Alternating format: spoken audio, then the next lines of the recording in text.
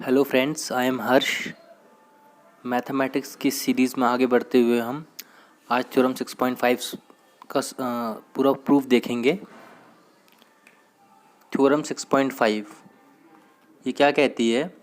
If one angle of a triangle is equal to one angle of another triangle and the sides including these angle are proportional then two triangles are similar. तो आपकी theorem कह रही है कि अगर किसी दो triangle में कोई एक एंगल इक्वल है और जो साइड्स उन एंगल के इंक्लूडेड हैं वो अगर प्रोपोर्शनल हैं तो दोनों ट्राइंगल सिमिलर होंगे। So let us take two triangles. ये हमारा फर्स्ट ट्राइंगल है और ये सेकेंड ट्राइंगल है। तो पहला ट्राइंगल है आपका A B C and second triangle है डी ई एफ। ठीक है, तो हम गिवन कंडीशन को पहले ले लेते हैं। तो हमारे पास गिवन कंडीशन का एक एंगल इक्वल है, तो हम मान लेते हैं कि angle A is equal to angle D of second triangle. तो हम ये कंडीशन लेके चलेंगे कि angle A is equal to angle B. ठीक है, ये हमारी एक कंडीशन हो गई। दूसरी कंडीशन है कि sides including this angle are proportional. तो साइड्स हमारी हो जाएंगी A B, A C, D E and D F. तो हम लिख सकते हैं यहाँ से कि A B upon D E is equal to A C upon D F. ये हमारी गिवन कंडीशन हो गई। ठीक है, तो अब सबसे पहले हम क्या करेंगे सॉल्व करने के लिए? हम सबसे पहले पी क्यू को ई एफ के पैरेलल शो करेंगे और इसको पैरेलल शो करने के लिए एक तरीका होता है, ये हम पहले भी थ्योरम में कर चुके हैं। तो सबसे पहले हम क्या कर लेते हैं इसमें कि cut D P which is equal to A B. हम डी पी को कट करेंगे ए बी के equal and D Q equal to A C और डी क्यू को ए सी के इक्वल कट करेंगे। ये इतना काम हम कर लेंगे। ठीक है, और दूसरा हो गया आपका एंगल ए और एंगल डी जो हैं ये इक्वल है आपके। अब देखेंगे हमको सबसे पहले क्या कंडीशन दी गई थी। फर्स्ट कंडीशन कि A B upon D E is equal to A C upon D F. तो हमको पता है कि ए बी की जगह पे हम डी पी यूज़ कर सकते हैं और ए सी की जगह पे डी क्यू यूज़ कर सकते हैं। तो हम इन दोनों को रिप्लेस करते हैं ए बी और ए सी से रिस्पेक्टिवली। तो इस फर्स्ट थ्योरम में हमको मिल जाएगा D P upon D E is equal to D Q upon D F.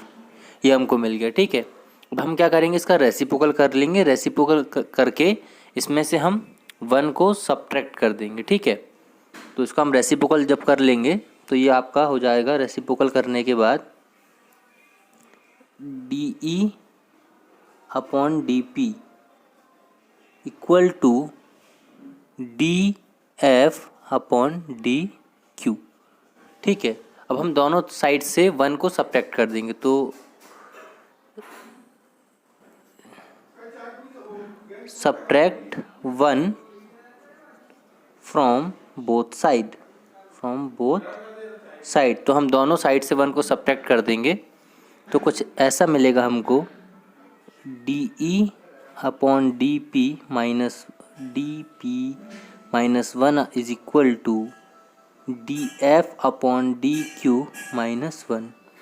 ठीक है, यहाँ पे हम इसको एलसीएम के मेथड से सॉल्व करेंगे तो ये हो जाएगा आपका आगे D E minus D P upon D P equal to D F minus D Q upon D Q. कुछ इस तरीके से हमको मिल जाएगा। इसको जब हम आगे सिंप्लीफाई करेंगे और तो देखेंगे डी ई में से डी पी माइनस करना है। D E minus D P मतलब डी ई में से हम डी पी माइनस कर देंगे तो हमको ये इतना मिलेगा, डी पी ई मिलेगा, पी ई। तो यहाँ से हमको मिल गया P E upon D P is equal to, यहाँ पे डी एफ में से आप डी क्यू माइनस करेंगे तो आपको क्यू एफ मिलेगा। तो Q F upon D Q. Clear है? अब आपने रेसिप्रोकल किया था तो आप इसको अब हम इसको वापस उल्टा कर लेंगे क्योंकि हमने इसका रेसिप्रोकल किया था इसलिए। तो ये आपका जो हो जाएगा, ये आपको मिलेगा dp upon P E is equal to D Q upon Q F. और आपको पता है, आपने एक थ्योरम पढ़ी हुई है फ्रेंड्स कि if in a triangle sides are proportional then the middle side is parallel to the third side. तो इस कंडीशन से हमको क्या मिल जाएगा, P Q is parallel to E F, ये हमको कंडीशन मिल गई। ठीक है, अब जब पी क्यू और पी क्यू ई एफ के पैरेलल है तो आप देखेंगे हमको कुछ एंगल का पेयर जो है वो इक्वल मिलेगा। तो हमको मिल जाएगा angle P equal angle E और साथ में and angle Q equal angle F। और ये क्यों मिलेगा, तो ये हमको मिलेगा, आपको एक पता होगी property corresponding angle, corresponding angles, तो ये आपको पता होगा। तो हमको मिल गया angle P is equal to angle E और दूसरा आपका मिला angle Q is equal to angle F।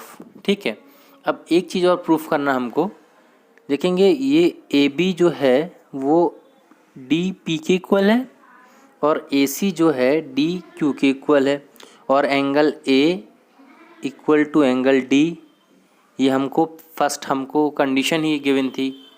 तो देखेंगे यहाँ एक रूल लग जाएगा, आप कह सकते हैं कि triangle ABC is congruent to triangle DPQ by side angle side congruence rule. ठीक है, तो ये दोनों ट्राइंगल कॉन्ग्रुएंट हो गए। ठीक है, अब जब ये ट्राइंगल कॉन्ग्रुएंट हो गए तो आपको देखेंगे एंगल जो B है वो किसकी इक्वल हो जाएगा, P। समझ रहे हैं आप, तो angle B equal angle P, और चूंकि P जो है वो E की इक्वल है तो हम डायरेक्ट लिख देंगे angle B equal angle E। फिर से समझिए, एंगल B जो है वो P की इक्वल हो जाएगा क्योंकि ये ट्राइंगल कॉन्ग्रुएंट प्रूफ हो गए, और P जो है वो E की इक्वल है, तो आप डायरेक्ट कह सकते हैं angle B equal angle E। तो यहाँ से हमको कंडीशन मिल जाएगी angle B equal angle E, और इसी तरीके से C जो है वो Q की इक्वल होगा और Q F की इक्वल है, तो आप डायरेक्ट कह सकते हैं कि C इक्वल एंगल F, तो angle C equal angle F। और ये फर्स्ट तो हमको गिवन ही था कि angle A equal angle D। तो आप देख सकते हैं आपके जो ट्राइंगल्स हैं वो सिमिलर हो गए क्योंकि इसके तीनों एंगल इक्वल हैं। आप यहाँ से लिख सकते हैं कि triangle ABC is similar to triangle DEF, और यहाँ पे आपका प्रूफ कंप्लीट होता है। तो यहाँ पे आप लिख देंगे प्रूव्ड। ठीक है फ्रेंड्स, बड़ा ही सिंपल तरीका था और बेसिक मेथड है ये। अगर आप ये मेथड सीख गए तो आप पूरी 6 थ्योरम जो है ट्राइंगल्स की वो इसी तरीके से कर सकते हैं। Thank you.